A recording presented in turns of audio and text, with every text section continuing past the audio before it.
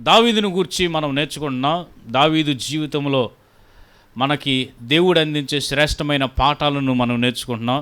ప్రధానమైన మాట నేను ఇక్కడ మీకు చెప్పాలనుకున్న విషయం ఏంటంటే, మన ఎదుగుదలలో, మన హెచ్చింపులో, మన ఆశీర్వాదంలో దేవుడు మనకు నియమించిన ఆ గమ్యాన్ని చేరడానికి మొట్టమొదటి విషయము దావీదులో నేను నేర్చుకున్నది, let God take the initiative.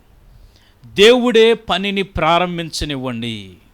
కొన్నిసార్లు దేవుని పని కోసం, లేకపోతే దేవుడు మనకు ఏర్పాటు చేసిన గమ్యాన్ని మనం చేరుకోవడానికి మనకు మనం ప్లాన్లు వేసుకుంటూ ఉంటాం, మనకు మనం తొందరపడుతూ ఉంటాం, మనకు మనం రూట్ మ్యాప్ వేసుకుంటూ ఉంటాం.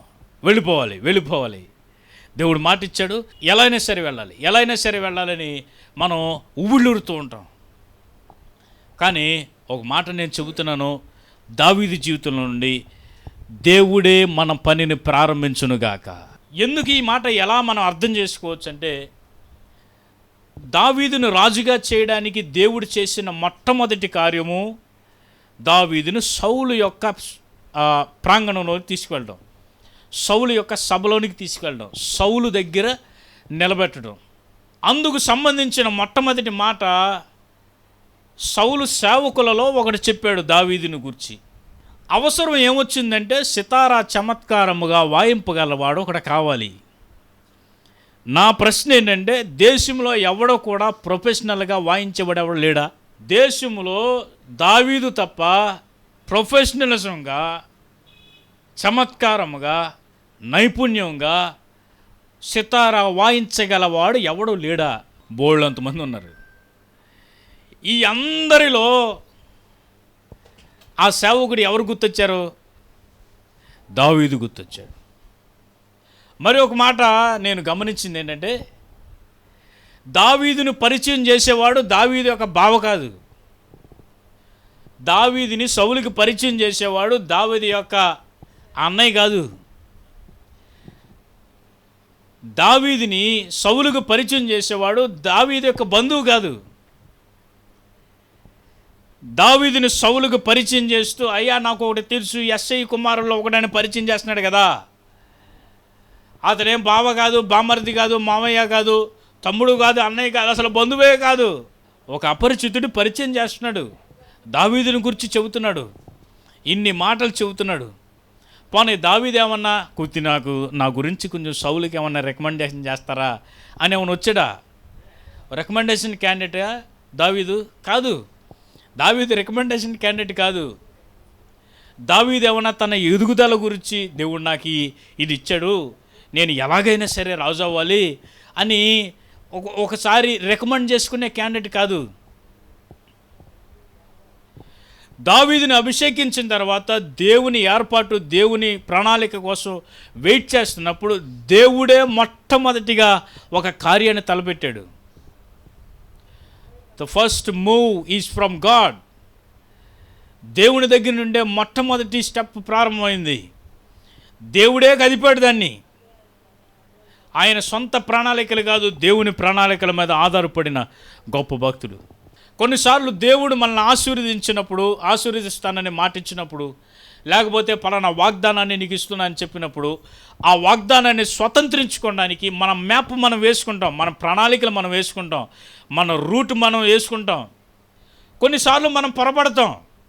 ఇశ్రాయేలీయుల్ని దేవుడు ఐగుప్తు దేశంలో నుండి విడిపించినప్పుడు వాళ్ళ గమ్యాన్ని దేవుడు చెప్పాడు. మీ గమ్యం ఏంటంటే కానాను దేశం, పాలు తేనెలు ప్రవహించు దేశం. గమ్యం అది. మిమ్మల్ని ఎక్కడికి తీసుకెళ్లే బాధ్యత నాది. మీరు ఎక్కడికి బయలుదేరారో? కానాను దేశానికి బయలుదేరారు. కానీ మీరు వేసుకున్న రూట్ మ్యాప్లో కాదు, నేను ఏర్పాటు చేసిన రూట్లో. హల్లెలూయా. మీరు ఎన్నుకున్న మార్గంలో కాదు, నేను ఏర్పాటు చేసిన మార్గంలో. మీరు వేసుకున్న ప్రణాళికలో కాదు, నేను వేసిన ప్రణాళికలో. మీరు అనుకున్నట్టు కాదు, నేను అనుకున్నట్టు. కొన్నిసార్లు దేవుని ప్రణాళిక కోసం మనం తొందరపడతాం. దేవుడు నిన్ను ఆర్థికంగా దీవిస్తాను అని ఒకవేళ మాటిస్తే, నిన్ను ఆర్థికంగా గొప్ప చేస్తాను, అనేక మందికి నీ ద్వారా నేను ఆశ్రయం కల్పిస్తాను, లేకపోతే అనేక మందికి నీ ద్వారా నేను అన్నం పెట్టిస్తాను అని మాట ఇచ్చినప్పుడు ఇదే కావాలని మనం చాలా విధాలుగా రూట్స్ వెతుక్కుంటూ ఉంటాం. ఈ రూట్లో దేవుడు నన్ను ఆశీర్వదిస్తాడని తొందరపాటు. దేవుడు నేను ఏర్పాటు చేసుకున్నప్పుడు, దేవుడు నీ పట్ల ప్రణాళిక కలిగి ఉన్నప్పుడు, దేవుడు నీకు గమ్యాన్ని సెట్ చేసినప్పుడు ఆయనకి తెలియదా ఏ రూట్లో మనల్ని తీసుకెళ్లాలో? చెప్పండి, ఏ రూట్లో మనల్ని తీసుకెళ్ళాలో ఆయనకి తెలీదా? కొన్నిసార్లు ఆయన ఏదో మర్చిపోయినట్లుగా మనం తొందరపడతా ఉంటాం. అందుకనే ఫస్ట్ రోజు మనం నేర్చుకున్న మాట ఏంటో తెలుసా? సమూయేలు రామాకు వెళ్ళిపోయాను, దావీదు తిరిగి గొర్రెలు కాసుకుంటాకి వెళ్ళిపోయాను. మాట ఇచ్చిన దేవుడు, నమ్మదగిన దేవుడు, ఆయనే మొట్టమొదటిగా కార్యం చేస్తాడు అనే మాట. మోషేకి తన జీవితంలో అర్థమైంది, దేవుడు నన్ను ఇశ్రాయేలీయులకి ఒక విమోచకుడిగా, లేకపోతే ఇశ్రాయేలీయులను విడిపించడానికి నన్ను ఒక నాయకుడిగా దేవుడు నన్ను ఎన్నుకున్నాడు అనే విషయం మోషేకి అర్థమైంది. అర్థమైన తర్వాత మోషే ఏం చేశాడో తెలుసా? తొందరపడ్డాడు. ఇలా నేను వెళ్తే బాగుండిద్ది, ఇలా అయితే తను తొందరగా విడిపించవచ్చు అని అనుకుని దేవుడు ఏర్పాటు చేసిన మార్గంలా కాకుండా తాను ఒక రూట్ మ్యాప్ వేసుకున్నాడు. నేను ఇదే రూట్గా వెళ్తాను అని. ఏం చేశాడంటే, ఇద్దరు కొట్టుకుంటున్నారు, ఒకడు హెబ్రీయుడు, ఒకడు ఐగుప్తీయుడు. నా పవర్ ఏంటో చూపిస్తాను వాడికని ఐగుప్తీయుడి మీద పడి ఆయన కొట్టి చంపేశాడు. తద్వారా దేవుడు నన్ను ఇశ్రాయేలీయులకి విమోచకుడిగా, లేకపోతే నాయకుడిగా ఎన్నుకున్నాడని వీళ్ళందరికీ తెలుస్తుంది అని అనుకున్నాడు. కానీ విషయం ఏం జరిగింది తెలుసా? బెడిసి కొట్టింది. 40 సంవత్సరాల అరణ్యంలో గొర్రెల కాపరిగా ఉండాల్సిన పరిస్థితి ఏర్పడింది. ఇప్పుడు దేవుని బిడ్డలారా, అపోస్తుల కార్యంలో ఈ మాట మనం చూడొచ్చు. అపోస్తుల కార్యం మనకి 7వ అధ్యాయము 22వ వచనం నుండి ఒకసారి మనం చూద్దాం. మోషే ఐగుప్తీయుల సకల విద్యలను అభ్యసించి మాటల యందును కార్యముల యందును ప్రవీణుడై ఉండెను. అతనికి 40 ఏండ్లు నిండి వచ్చినప్పుడు ఇశ్రాయేలీయులైన తన సహోదరులను చూడవలెనన్న బుద్ధి పుట్టెను. అప్పుడు వారిలో ఒకడు అన్యాయమును అనుభవించుట అతడు చూచి వానిని రక్షించి బాధపడిన వాని పక్షమున ఐగుప్తీయుని చంపి ప్రతీకారము చేసెను.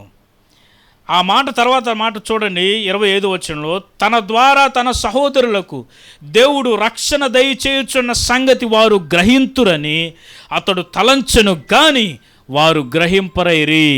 చూడండి, ఏమనుకున్నాడు మోషే? తన ద్వారా తన సహోదరులకు దేవుడు రక్షణ దయచేయుచున్న సంగతి వారు గ్రహింతురని అతడు తలంచాడు. ఇదే రూట్గా వెళ్ళాలి, ఇదే రీతిగా వెళితే బాగుంటుంది అని తలంచాడు. నిజంగా దేవుడు నిన్ను నాయకుడిగా నియమించాడు, ఓకే, అది కాదనే విషయం. దేవుడు నిన్ను ఇశ్రాయేలును నడిపించడానికి విమోచకుడిగా దేవుడు ఏర్పాటు చేశాడు, కాదన్న విషయమే.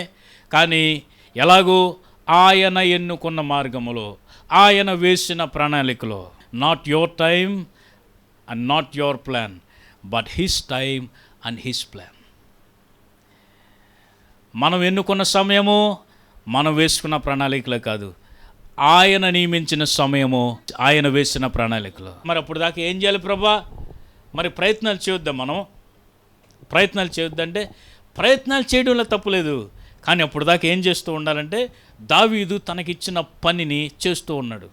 అలాగే దేవుడు ఒక గొప్ప మలుపును ఆయన స్టార్ట్ చేసేంతవరకు దేవుడు మనకి ఏదైతే బాధ్యతను అప్పగించాడో దానిని మనం నమ్మకంగా చేయటమే. Let God take the initiative, let God take the first move.